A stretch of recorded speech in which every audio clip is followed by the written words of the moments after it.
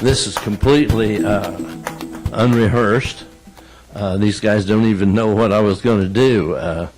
But I think the topic is supposed to be federal state policies. Randall already said we're going to talk about politics. Well, we won't be able to avoid that before we're done. But I guess we'd have to say good timing, because agriculture is in the spotlight. This word sustainability has already been kicked around a little today. I think that's one of the issues that we need to start with. We in agriculture, I think, have done an awful poor job of really even defining sustainability, as most people have. I can remember back when I was in D.C., I was told not to put the sustainability word in my speeches. So that tells you right there was some politics involved from the very beginning, that we weren't really supposed to even think about, mention the word climate change. I laughed then, and I think I maybe said this to some audiences, that I think we'll see the day when one party will blame the other party for bad weather. I didn't realize it was coming that quick, but just turned the TV on every night. So I think sustainability is one thing I'd like to hear these guys talk about. We can talk about climate change. H2 Ohio is on us. That's bringing up a degree of state management of our land. We all know the problem. I think no one is denying the problems that we have. I don't think a lot of people understand how long of a problem it's going to be. And I don't think that, I told the governor back that throwing money at it was not going to be the answer, that it was going to be lots of things. So I'd like to hear these guys talk about that. But in the underlying, I think the underlying issue for agriculture is how we're going to approach these problems, the problems that society is wanting us to address. Most usual way of attacking a problem like that is for Congress to put regulations in effect. We tried that in the Farm Bill of '85 to a certain degree, but I think the issue is it's really out there whether or not we in agriculture are going to meet our responsibilities and keep the voluntary systems that we've had all these years that are working but yet not working. Erosion is with us, bad, getting worse. The water, the salt problems also brings water quality problems. So we have to be really thinking among ourselves of what direction do we want to go and how we're going to really face the issues that the public is going to want fixed. With that, I'm going to turn this over to these guys. Any place you can get in, anything you want to say. I can't reach you, Dave, to take it away from you if you get it down there, but you can. Well, I guess I'll start with sustainable. I dislike that word immensely. You know, I don't think it's good enough to be sustainable. I think we need to be profitable. You know, I kind of like the word regenerative agriculture. I think we can learn to regenerate some of our soils and make them a little bit more productive with the use of all the practices that we've been heard about the last 2 days. And I think it has to be a combination of everything. It has to be a combination of no-till. It has to be a combination of looking how equipment's designed and worked. It's looking at varieties. It's looking at all these things that we need to be concerned with. And I think as we look at regenerative agriculture, that means we may be able to regenerate some of this soil and learn to reduce some of the nutrients we're buying. I'm not saying eliminate them. I'm just saying as we protect the soil, and I love facts and figures, and I met with the chief last week, and we was talking at the farm, and we got talking, and he told me there was about 5.3 ton of soil loss on an average all over the United States with wind and water. We also discussed that we produce about 46 bushel of soybeans as an average. And if you do the math, that means for every pound of soybeans we produce, we're going to lose 3.4 pounds of soil. Can we sustain losing 3.4 pounds of soil for every pound of beans we produce? It's a question I ask him.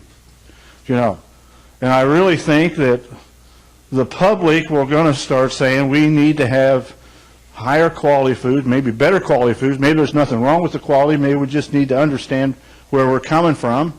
And as we build soil health, we can change the nutrient densities in the grain. And if we do that, we feed it to the livestock, which means it should be somewhat more healthy.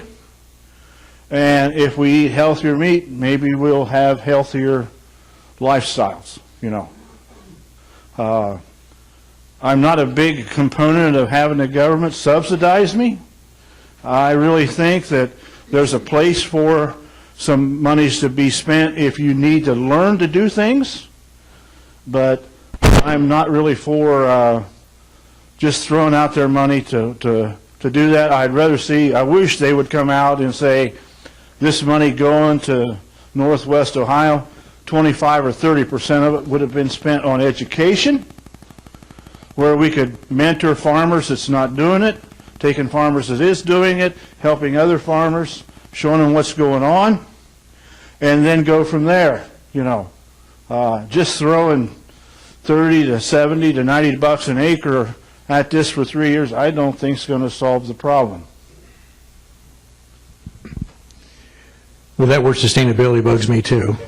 But, you know, my first definition of sustainability is profitability, because you're not sustainable unless you can stay in business, so you have to do that. So the thing that I would like to address is just the fact that we have to be out in front on this. I mean, that's the thing I said, you know, previously is farmers need to take ownership of that we can do things better, because there's a whole lot of people that think they have the answers and they really don't. And again, you know, if we talk about policy, which, you know, generally you get into policy, like I mentioned before, I'd love to see, one of the things I'm working on is data collection. We have an awful lot of data that USDA collects, whether it's a risk management agency, whether it's a farm service agency, whether it's NASS, whether it's other, you know, on EQIP or CRP, things like that. But none of those agencies, those things are never talked about to each other. So they. No kidding.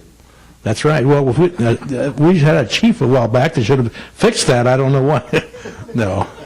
No, it's just that way. It's just the way it is. But I mean, that's what we're working on is how do we get those data banks together in language that can be understood, and have somebody that's really good at aggregating data and find out some trends. You know, a lot of the things that's happening in the private industry, like, you know, Climate Field View or Farmers Business Network or John Deere, they're all collecting data, and they're all going to, you give it to them for free and then they sell it back to you. But I mean, the data is going to be a big part of our success in the future. We can find things that work and we find things that don't work. And one of the things that I thought was really interesting, speaking of policy, I was visiting the Senate Ag Committee a while back, and we were talking about this. My group called Agree, that was trying to figure out ways that they could, you know, get this data bank to be released. And one of the persons on the staff said, "But what if we find something that's not working? Wouldn't you want to? I mean, you're paying for it. I mean, it's like, I'm not sure we want to know this."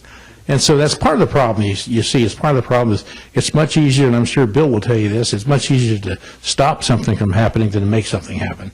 It's very, very difficult. But again, more things got changed when we had a farmer at the helm than it did before. So we got a farmer now, and hopefully, he'll take us where we need to go.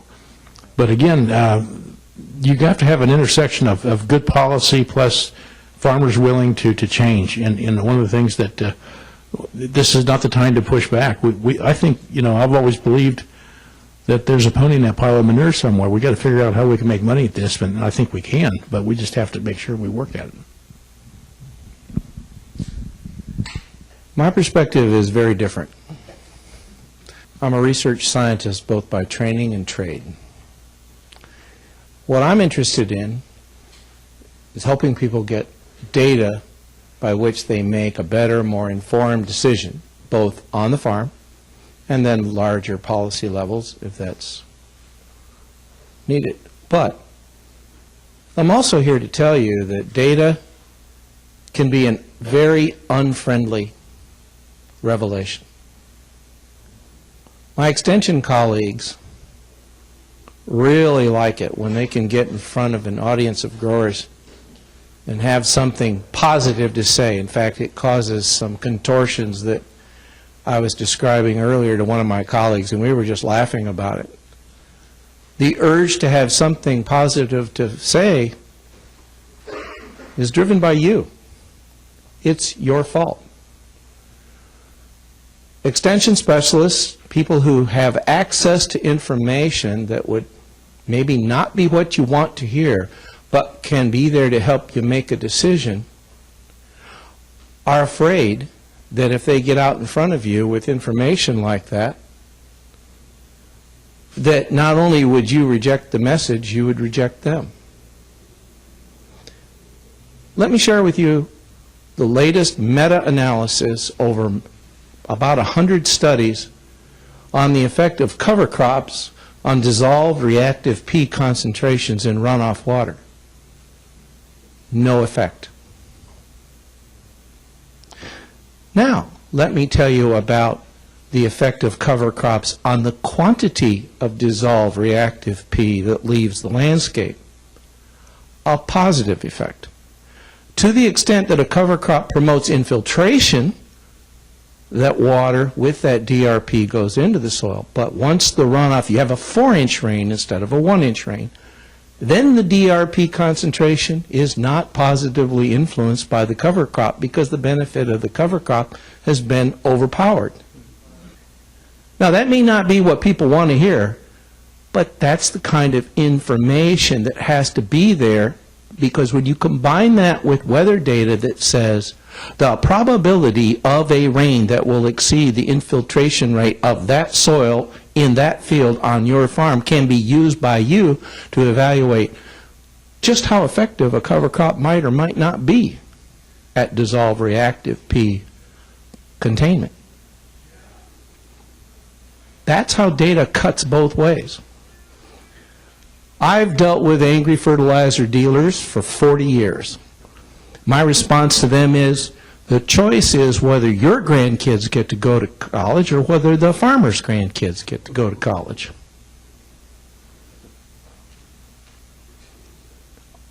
It's just a choice. Data is like that. When I make a set of data public that shows that in the state of Kentucky, you have a less than 2% chance of a response to sulfur across the entire state, you can bet that makes a lot of fertilizer dealers damned unhappy. But that's all the data says. And yeah, the guy at the county meeting who sponsored the meal was probably a local retailer who at least sold in part fertilizer. So as a researcher who generates data that sometimes my extension colleagues allow me to talk about, you can imagine why they might not at times. What I'm here to ask the rural community is to always be open to the possibility that in a message that is mixed, there may be something of great value to you, whether you like hearing about it or not.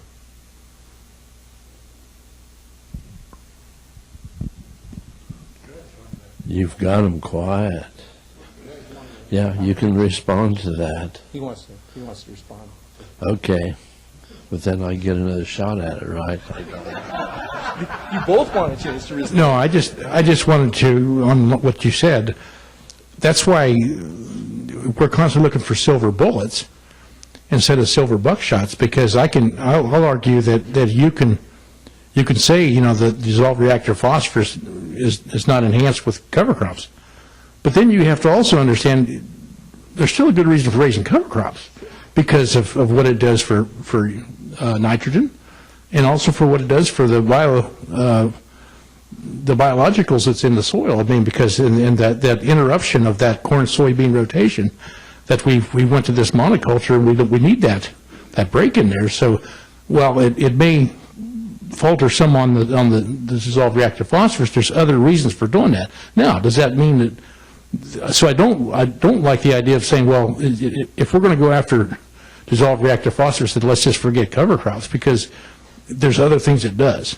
So, but understand and that's no different than anything we try. Whether it's weed control, you might have a breakthrough with someone, mare's tail or something like that. That you have a gap that you fix. But the problem is we're looking for a single focus and magic bullet. And let's be truthful. It does what it does, but let's work around it. Yeah, I didn't think you said that it wasn't beneficial. It was only a problem if the rain was more than an unusual rain. And that brings up a question that I've been really questioning, the H2O rules and so forth that are coming out, that fertilizer has to be incorporated, even at a pretty good depth, when that's really against our whole idea of soil quality improvement and lack of the burning the organic matter. So if we have a good cover crop there and broadcast that fertilizer into that cover crop, will that come near providing the same advantage as tilling that fertilizer in? Describe what advantage you're looking for. Well, cutting back on the amount of P that can leave the farm. If we're talking about P that leaves the farm, the data clearly shows from cover crops, the main benefit of a cover crop is particulate sediment control and the total P that is attracted, absorbed, attached to that sediment. If you put broadcast fertilizer, soluble fertilizer, either ammonium polyphosphate, which is a liquid, or DAP, MAP, or triple super, you're going to have a lot of soluble P at the surface. It's not going to be strongly absorbed because you haven't mixed it, so you're not fixing it. And the bottom line is, first rain you get that exceeds that infiltration capacity, you're going to have a pulse of soluble DRP coming off. And it's when you incorporate, even if it's just a shallow incorporation, or maybe you leave the cover crop and what you do is you zone apply phosphate using strip till or strip injection. You get it below that surface, and as long as you seal that placement slit, you're okay. But the problem if you use a disc or a field cultivator to incorporate, then you've lost the benefit of the cover crop for erosion control. So you've substituted in that environment, you've substituted total P loss for DRP loss. The compromise that has been suggested, but I don't have any research data of my own, is to leave the cover crop in place and continue to use a cover crop, but to zone inject either manure or fertilizer so that you control the amount of soluble P that's on the surface when those first rains hit after application. I'm just a farmer, and they're talking way above me right now, but I've been to meetings and I've had professors say that there's enough phosphorus in the soils we shouldn't have to apply any. Is this a philosophy, or is that true?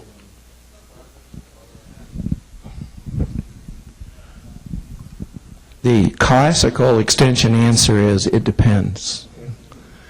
It is very clear that there are soils that are blessed with total phosphorus that if we could make it soluble, if we could make it available, there are clear systems where we also have plant species. We don't commonly grow them in the U.S., but there are tropical species that have enzymology and mycorrhizal associations that solubilize some of that total P enough for them to complete a life cycle. Cassava is an excellent example of that. But then we grow crops that have almost no ability to utilize soil P, and we grow them largely for human consumption. Potato is by far the worst. Potato has to have a really high quantity of soluble P in order to optimize yields. Corn and soybean are way down the list compared to potato. So plants are all over the park. So if we could figure out a way, and some cover crops, probably, I don't know. Again, there's limited research information. Some cover crops might, or in association with certain microbial parts of the community, solubilize some of that total P. Sure, for a while it's incorporated in their biomass as organic P, but then later on it would be mineralized and released and contribute then to that nutrient pool that would then be available for the next cash crop that we're going to export P off the field with. My problem is that the full documentation, the full science behind that is not available. Thank you. Let's get back to policy and back to my question on can we, through voluntary programs, satisfy the concerns of the public, or more importantly, the actual problems that we're causing from agriculture? Can we do that with voluntary programs as the Ohio H2O is planning with lots of incentive money, or is it going to take some form of real regulations to really get the job done? And folks, don't deny the problem. You drive across the Corn Belt and you will see those beautiful soils on those prairies that are really eroding. We saw some pictures yesterday of wind erosion where it was covering the fence rows.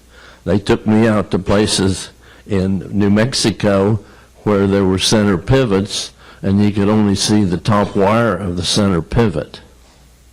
We visited a farmer that was no-tilling cotton, and I always ask a farmer what's he doing, what the problems is. And he says the problems was my neighbors, and I said, oh. Yeah, he says they let their soil blow over and it's covering up my crops. I thought that, but I'm still thinking about that one. So, folks, can we get it done with the voluntary programs, or are we going to wait for the big bad wolf? I'll give the extension answer. It depends.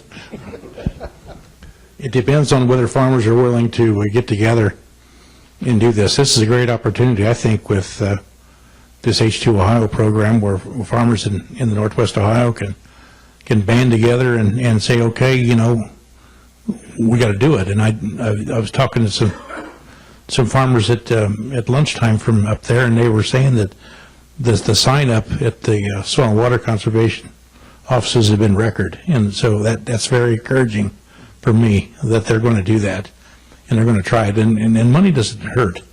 I know I got a lot of friends in the Chesapeake Bay area, and they made a concerted effort. They passed the flush tax there, so every time the consumer's actually funding the funding of the cover crops, and it's made a difference. It's moving in the right direction. So we know with the concerted effort, and that's more regulated. And everyone was complaining when that first started about having to have a nutrient management plan, and they pushed back hard on it. Well, they had to do it anyway. And now we see that the governor's pushing farmers in Ohio to have a nutrient management plan. And I think in talking to some of my friends that, it's been going on for 10 years, they said it's not a big deal, and actually, quietly, they said it's actually made us better farmers because they're saving money on nutrients, and they're saving, and they're actually making as much at times on the cover crop planting as they are the regular crop. So it depends on how hard we want to work to get results. We have to move the needle. We have to get in the right direction, because otherwise, I'm afraid that consumers are going to keep pointing the finger at farmers and saying, "You guys, it's your fault." And again, when we don't have control over these 4 or 5 inch rains, I think that's something that we're going to have to continue to be ready for. I think farmers need to be in a position where they're going to be able to react to no matter what. If it's a dry year, you do certain things. If it's a wet year, you do right things. But the worst thing you can do is when you go out there, and we saw pictures earlier about ruts this morning. I saw, where you have to fix a problem, getting in there and rutting up your land, and 4 or 5 years later, you may get it back to where it was. So let's stay off of it when it's not right, and let's do it things and gear up where we can do things in a timely manner, and I think we'll be okay. But we got to do this united as a farm community, and I don't think that it's going to get done if we're all fragmented. And sometimes getting farmers to be on the same page of music is not always easy. It's like herding cats, but we have to on this one. If we don't get this done on a voluntary basis, be careful what you may be in for. I'd just like to add, I think we've all sat here and talked about it. I think first thing we got to understand is we have a infiltration problem, not a runoff problem. So if we could learn something somehow to infiltrate, we can adjust to these climatic rainfall events on our farms. There's 90% of the soil that can't handle a half-inch rainfall event. So what would we do if we could get those farms to handle 1.5 inches or 2 inches and so on? I'm hoping that with extension and university and things like this, that we can train producers to do it voluntarily, to create the desire to want to improve the environment, to improve their own farm, because all we're trying to do is show them how to improve their own farm to be more productive on the long term. I don't know whether we can rely on farmers that don't want to keep the soil and improve it for the next generation. And I'm not saying big farmers, little farmers, depends on who you are, but if we could get that mindset back to where we could improve the land for the next generation, which would improve infiltration and those kind of things. I'm just afraid we're going to throw a lot of money at it on H2O, Bill, and not see any results. There's no way to validate all that money, at the end of the program. And I guess that's what I'm concerned with. So I'd rather see us as individuals talking to other farmers, groups like this. I mean, these are all innovators sitting in here, Bill. How many neighbors do you have that's not here that's doing conventional tillage? And we need to get them somehow. And I don't know how to get them. Bill, one of the things that you did when you were NRCS chief is you had lots of good programs that incentivized some cost share with some programs. One thing that sticks in my craw is when the money runs out that they go back to where they were doing before. And that's the thing that concerns me about H2 Ohio. I hope that doesn't happen. Again, I do no-till and cover crops because I want to make my farm better, and I wanted to leave it to better shape for my next generation. But today we have to. I would hope that whatever we do it in a decreasing way. So eventually they're going to do it on their own, and because it's bringing results, that they'll keep doing it. Yes, on this, when I was chief, if there was something that I do feel I accomplished, is I got the farmer perspective in there. I can remember times when we'd be meeting with EPA and other NGOs and the other environmental groups, and they'd come up with these ideas of what we should or shouldn't be doing, and I'd say, that won't work, and they'd look at me, why won't it work? because farmers won't do it. Pretty simple. We have to, it has to make us money. It has to be something that works for us. I sort of coined a motto back then, because there's always pressures on us, and I coined the statement that, you know, we have the responsibility and the moral duty to use the best technology that's available at the time. And, you know, we're asked to do lots of things that aren't going to work, but we should be using the best available technology.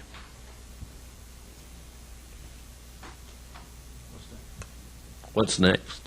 Well, you haven't really told me just what all are we going to do to satisfy this public that's asking for more. Let's take northeast of the Lake Erie Basin. That phosphorus is not going to go away soon. So how is the money that they're going to spend, how are they really going to show that they've accomplished anything? Well, they'll be watching. I know they're going to be.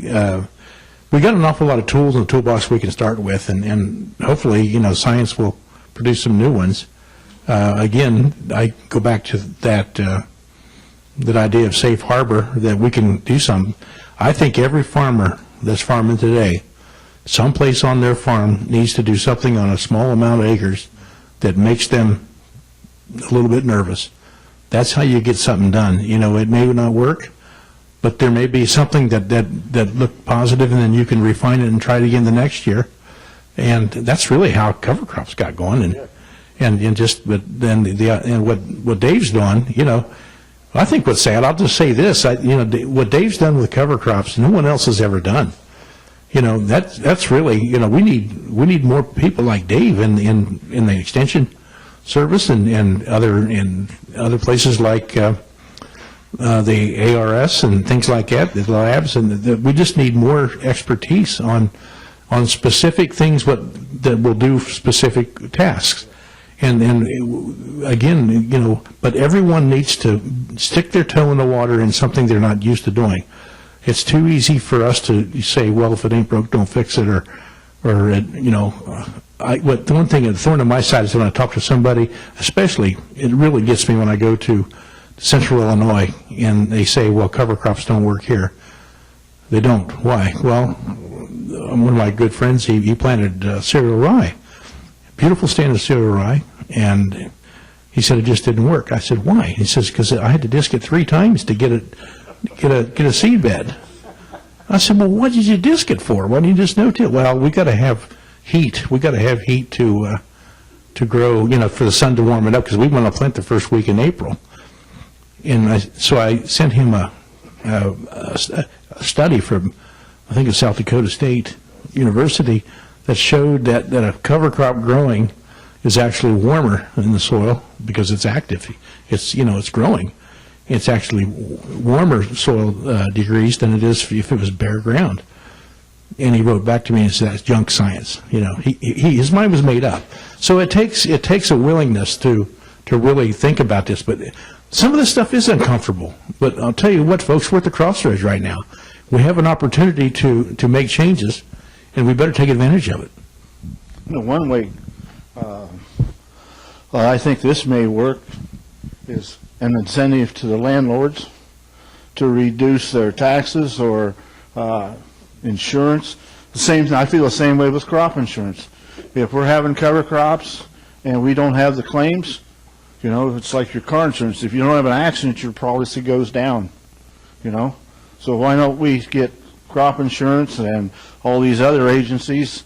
If we are protecting the soil and doing a good job, let's have some reduction in something to help us with those costs. Might be a lot easier than putting all that money in the northwest corner saying what the results are, you know, and we have none. that is something we're working on in a group in D.C. I'm actually going there tomorrow.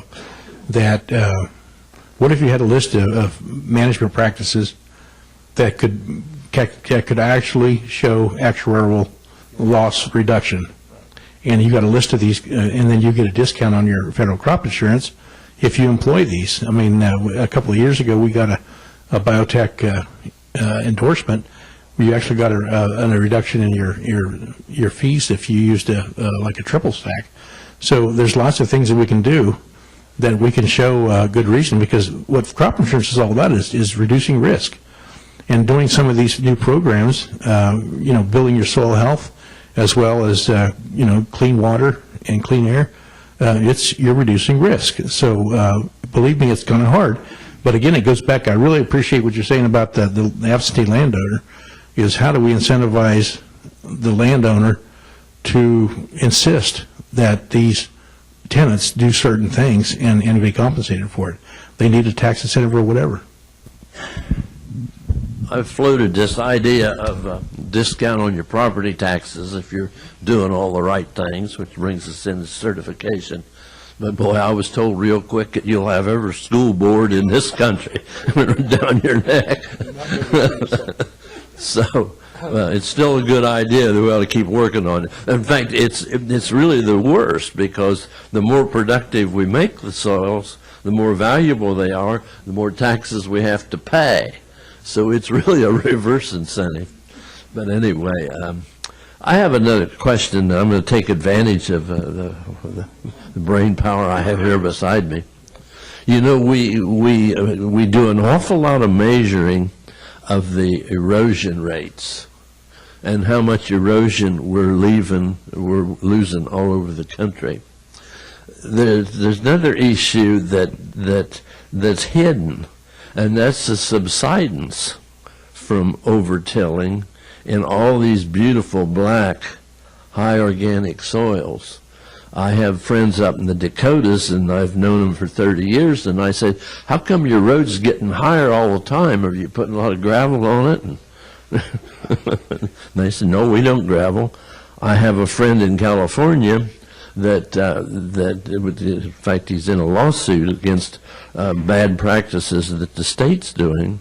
There's a high organic farm that has been farmed conventionally for the last 10 years, and they've really documented 10 inches loss in soil. So that's a hidden one in our very best soils in this country that's slipping away from it. And are we measuring it?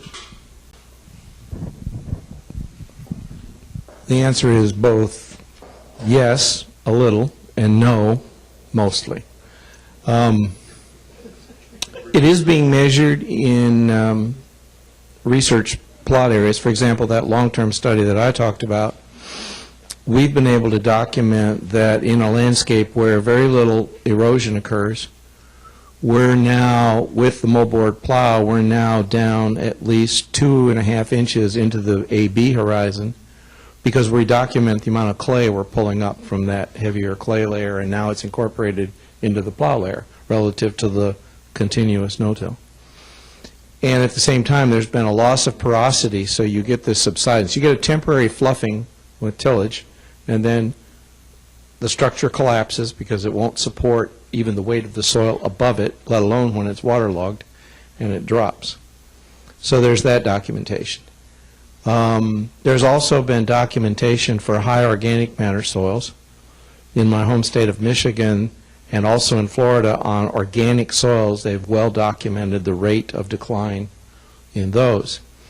I would say that in prairie environments, either shortgrass environments, which are mostly west of the Mississippi, and also in the tallgrass environments, there's been a rare study or two, and I couldn't even quote you as to who the authors were, but you're right, there's a little bit going on in terms of measuring subsidence. The thing I take issue with is your statement about measuring erosion. I would like to say no to that. I think we're modeling it. I don't think we're measuring a damn thing. I think we already know from the Purdue work on their 9-meter long or 9-meter wide by 27-meter long pseudo plots where they developed K-factors and all that. We took all that data and we made a big model out of it. And now we think we can model from that using WEP and some other things, complex landscapes. It doesn't work with a dam in Kentucky, and we're only one side of the river away from Purdue.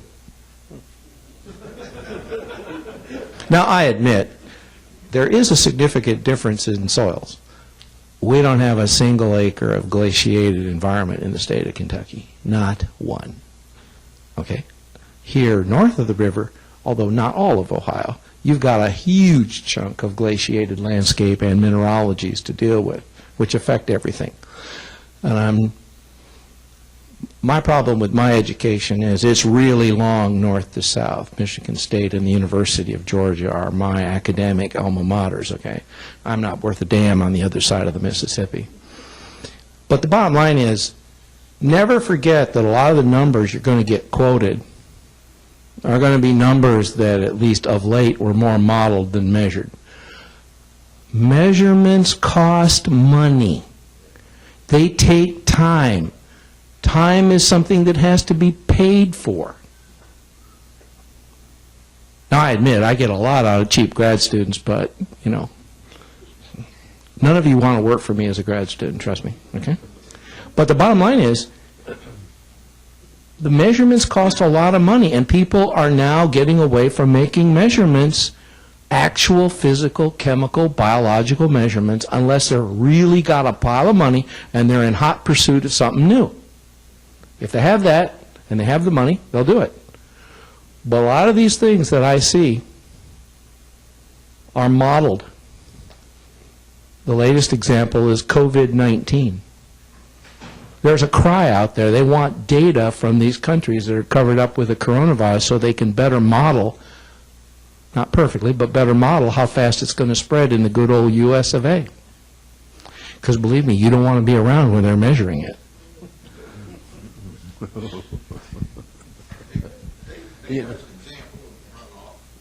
Yeah, we'll take Dave, and then, you know, one of the things that we should be doing is involving the audience.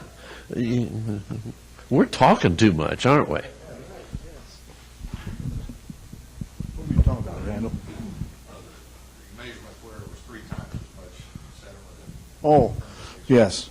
We're doing a study with Dr. Lafitte where we're monitoring the runoff out of a 12-inch tile on 125 acres of continuous cover for 40 years versus the neighbor's 90 acres is conventional tillage.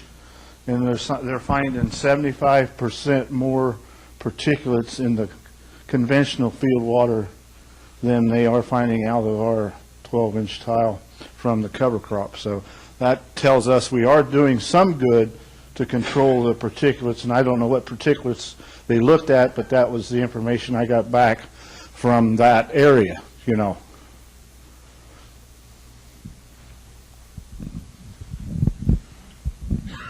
We had lots of scientists crawling around the farm about 10 to 15 years ago, and they were measuring. They had a beaker, and they were pouring water in there, and then they measured my neighbors. And at that time, we probably had 25 years of no-till, but the difference was 10 times.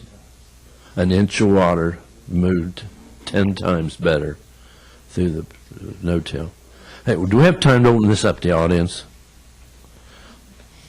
Professor Dick. Yeah, I guess I want to change the topic a little bit because it's no-till and climate.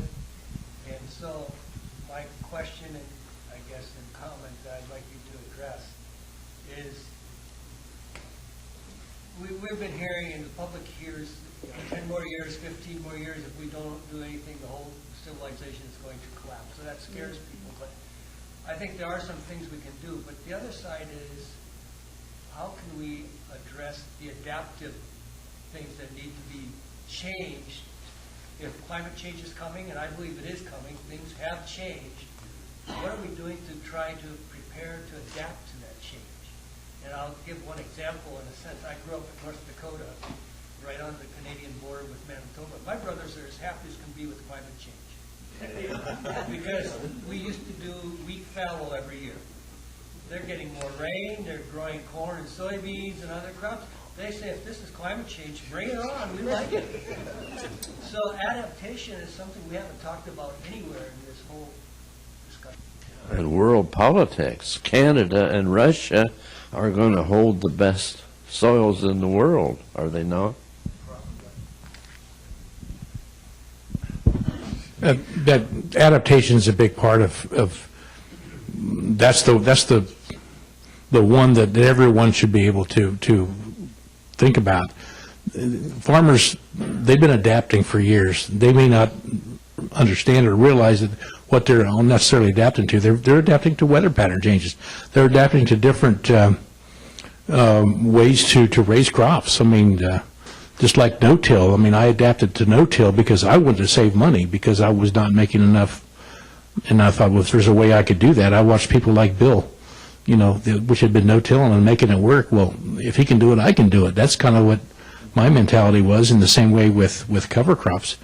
Watching Dave, well, if he can make it work, then I can make it work. We need farmer leaders to actually open the door, and farmers learn from farmers, and that's what we need. We need a good crop of farmer ambassadors out there willing to share. I mean, Dave's all over I've seen people in 10 states away that know who David Brandt is, because he's probably the biggest expert on multiple cover crops that we have in the United States, and it's a shame, really. Why don't we have more?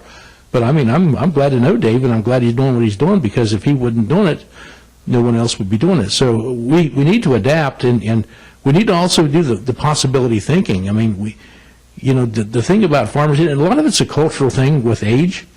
I mean, if you get a baby boomer like me that's, 60 to 70 years old, they're going to say, well, that's for the young folks, let them do it. But there's still people like me that want to do that. But there's also the millennials. They're looking at this, hey, this is a business. This has to make money, and there has to be a new way. And so when you look at things about, we're finally looking about what's happening underneath the soil surface rather than everything on top. I mean, one of the things that I always kind of followed the land-grant universities is you add this, and this, and this, and you have this productivity. And it's right. But not all productivity is created equal. I mean, because sometimes if you extract more than you're putting back in, eventually that catches up with you. And I really enjoyed the slides where, eventually it's there. It's rock bottom, and then what do? We still got to feed people. People got to eat, and so we got to keep that in mind. So we got to start now. But if we adapt, the early adapters are the ones that are going to keep changing and keep changing. And that word sustainability, you never arrive at sustainability. There's always the next step to sustainability. There's always something you can do that's better, and that's what we really have to do. But if you don't start adapting now, if it's nothing but status quo, we're going the wrong direction. If the weather keeps changing the way it is, and you're right. I mean, there is going to be some opportunities for our northern friends, but there's all going to be some real hardships and challenges from our southern friends too. So one of my pet peeves has always been that our public research efforts have been cut drastically with funding, and so now we're depending on a lot of our private industries to take us to the future. Well, we need that next soybean crop. We need that next corn crop. We need something to get us out. I'm not sure it's going to be cannabis or hemp. I'm sorry, hemp. So we need that public resource research that we can find that next one, because I think biodiversity is something we've missed out on, and I think it's really hurt us. They talk about modeling and stuff. I look at what cover crops can do, and just being a producer with not too much knowledge, but I see 78-degree soil temperatures in August, when my neighbor's corn fields are 99 to 100. The model, if I look at this model, and the reason I'm saying this, I live 20 miles southeast of Columbus, and our weather pattern has changed because of Columbus, because it's grown so much. We have so much rooftop, we have so much pavement. So from Canal Winchester, which is 6 miles out of the residential area of Columbus, it starts raining. and it rains from there to Baltimore, and we're talking about rainfall events at 3 to 4 to 5 inch events in a half an hour, and we go another 6 miles away from that, and they're in a drought. So I think if we could get enough cover crops to control some of the heat from the summer in these fields, that we could do some things to help on this situation. And, you know, if we have green, we're going to have moisture, or it's going to, you know, somewhat go back. I'd like to say it would go back like Garden of Eden, because, you know, when you read the Bible, it says that they had dews in the morning, and that was the rain, you know. So, you know, they had it fixed. How many of you in here were in 4-H? Good. What was our motto? Because when people ask me about sustainability, I think there's an awful simple one. Just to make the best better, no matter where we are or what we're doing. But we need some input questions out here. I'm not very fast with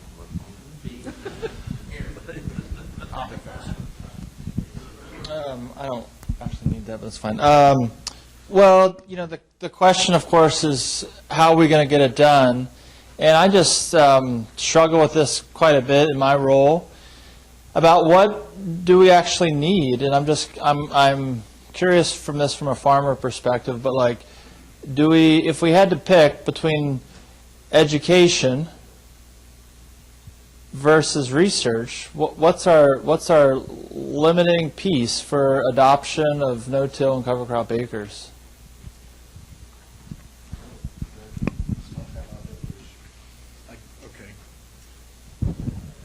So what do farmers do when prices are good?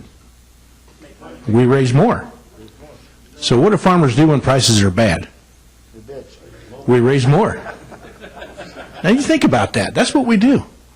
So, you know, we enjoy the good prices, but when things get bad, then we got to think about our cost of production per unit, and then so we have to flood the market. So we're constantly trying to raise more with less.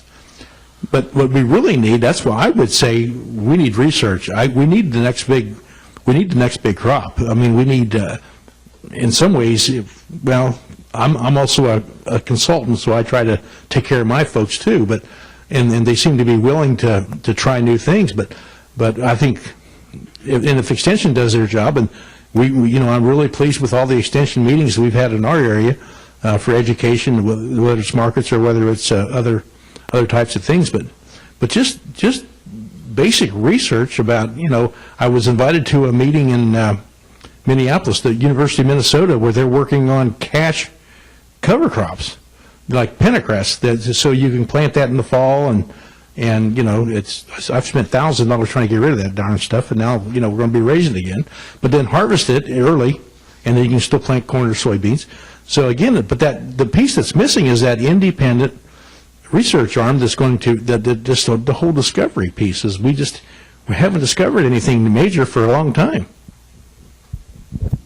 We need that research, but we need that extension service. And we need that third party, because, you know, when John Deere says jump, we're going to ask how high. And that really is, that is the worst worry that I have as a successful farmer, that the multinationals have really taken the research arm, a lot of it, away from our system, and they're controlling. Boy, you try to hook a John Deere tractor up to an international corn planter, and you find it just won't work. So that, I'm sure you're all going through that out here. And, you know, I'm going to also take the audience here back. You know, one of the disappointments of my life, of working 50 years, and really with Triplett and Van Dorn and Ohio being the cradle no-till, we had the research way back of how good no-till really was and what it's doing. And why are we only about 25 to 28% continuous no-till if it's that high. The rest of the world is just really adopting so much faster than us. And why, folks, or what can we do out there? John may have a comment on research. There's no question that the research dollar issue is a serious issue. Research budgets, federal and state, have been gutted. We haven't had a major increase in federal funding in probably 25 years. They keep moving the money around from one priority to the next, which really short circuits some of the work that I'm interested in, which is more long-term. I mean, a lot of grants don't go any longer than 3 or 4 years, and that's not all of them even. And if they only go that long, you can barely get a project started before, you're on your own. So there's a real need for additional dollars in the research infrastructure. I would say, however, that one of the critical issues is going to be in the applied research area, particularly directed at certain problems, like DRP. I mean, there's just more that we need to know. We are not, and it's my professional opinion that we are not where we need to be to really help producers solve dissolved reactive phosphate coming off these fields. We know some of it, and we've got some fixes that are kind of temporary. Anybody who thinks that injecting phosphorus below the surface is going to fix that for the next 25 years, particularly if you're in no-till, is going to cycle. Nutrient cycling is going to bring it right up on top of the surface. Crop residues, cover crop residues, going to bring it right up on top. It'll solve it for a while, but it's not going to make it go away. There's other things that we don't know that are going to have to be figured out here. I don't know what those are because, like I said, I don't think that work's been done. Steve may have a different opinion on that, but I think our reading of the literature is pretty common. I really think we need a combination of the researchers plus the farmer or the education. But what I'd like to see is I'd like to see researchers come to people that's doing it and help those producers to validate what we're doing, because why should you reinvent the wheel as a researcher when it's already out there? Why don't we send those professors or whoever, if they're interns or however they do it, which I don't know, but why can't we validate what's going on there and have that happen rather than start a new research fund just to find out where we're at? Because we got people doing it. Now, maybe we don't understand the phosphorus part of it, but, if we had somebody there with that expertise that could help us, so that would be a big key as far as I was concerned as a producer. What Dave said, too, is it's going to take relevant local research to get guys to be convinced to change. And if you can validate what's already going on in the neighborhood, that'll get more guys to change. That's for sure. But also, one of my pet peeves is a little bit of what you were saying, David. There's several universities that are doing similar projects. I was invited to speak at Iowa State here a couple of months ago.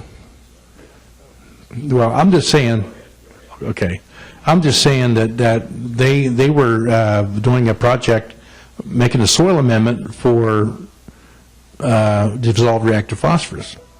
And I'm thinking, boy, that'll benefit Ohio more than anybody else. So I don't know how this works. Do land-grant universities work together, and can they work? And that would be very efficient if they could actually, share some resources and get something done quicker. But I mean, I was very impressed about some of the things that they're working on that would actually benefit Ohio.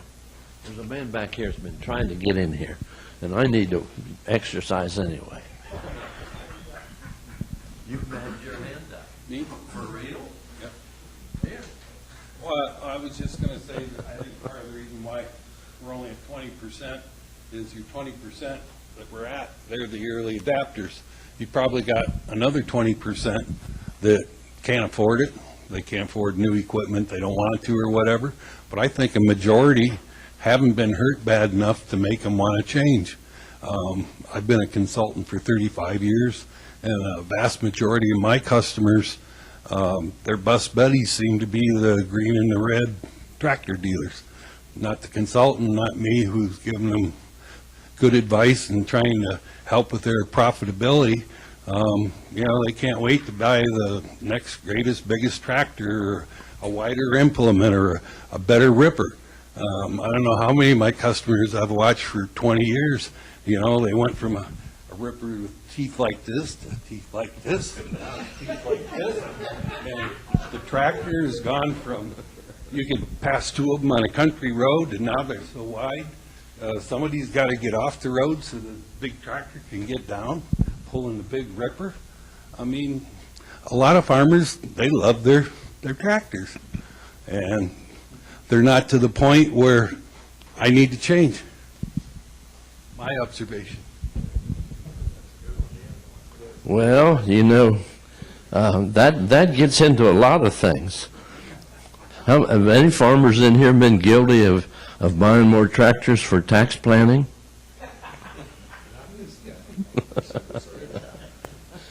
I better give this back to you. I'll get ornery. Okay. I guess my question is to the university, the researcher side of it, to piggyback on some of the other comments. I mean, I guess we are interested in doing research, so who do we need to reach out to? I guess, Steve, we've done a little bit of stuff with you. What needs to happen so that us as farmers, who do we get in touch with? You know, if we want to try and do some research that maybe we're already doing, to be able to help validate it, what's the avenue? Well, it will differ from place to place. In my case, I've been in Kentucky all my professional career. I have quite a repertoire of both growers and county agents. So they basically know if they need me to work with them on something, I can. But at some point, it costs money to put a truck on the road. It costs money to make measurements within the treatments you've established. At some point. Now, some early work can get done, some quick measurements can be made.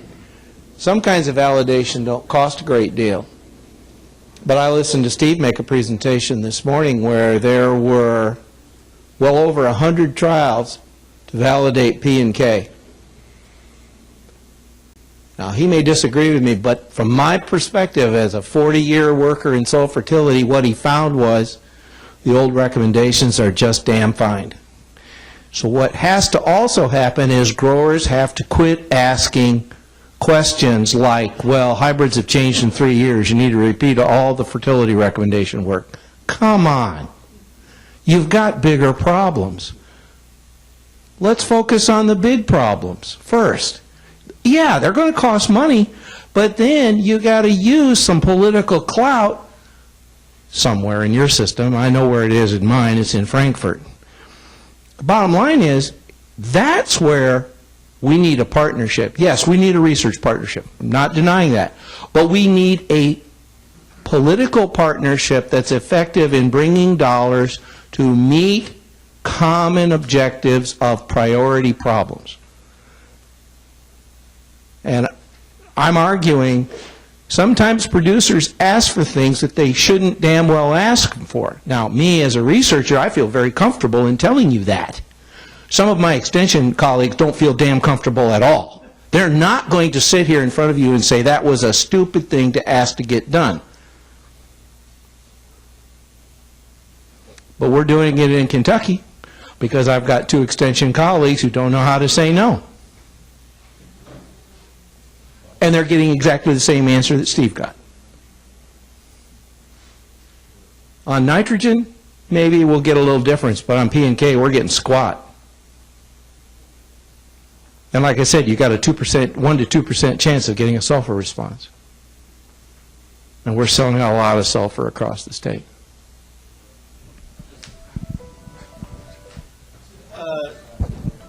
Yeah, we got to wrap up, but I'll just say my slightly weighted question, and just to answer Doug, is that I think it's So how do we do this? Well, there's obviously county educators, there's soil and water folks, there's a lot of people that are NRCS that are able to help kind of facilitate some of this on-farm research.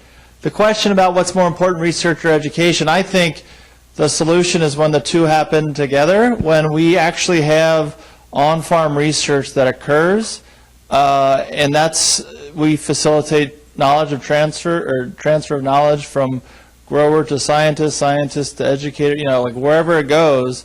But that's how we get practices implemented and folks to believe it and willing to change. It's like, I'm just a big believer in that, and that's why, we were talking about this earlier, that it's just very disappointing that H2 Ohio has, if that focus, I believe that if the focus was not just on conservation efforts, dollars per acre for enrollment, if it was actually focused on on-farm research and letting the grower pick the question, having the infrastructure there to help facilitate and vet that question scientifically, we'd be a whole lot better off in 3 or 4 years from now than we are now. So. But that was a policy decision. The policy decision was to take a block of dollars, and instead of incentivizing new knowledge development at farm level, it was to incentivize already chosen practices that, in fact, the scientific literature suggests, some of which are going to be questionable for your environment right from the get-go. And that's where, as Steve said, the growers and the research community have to come together, and you got to get real with each other, you got to get honest with each other, and then you got to get in front of legislators or whoever the power brokers are with the dollars and present a united front, because you already have been straight with each other and you trust each other. Okay? That's what I think is needed. I think that's telling me it's time to quit. Okay. I want to push you off. I know. That was a good signal, though. It came at the right time. So let's thank this wonderful panel that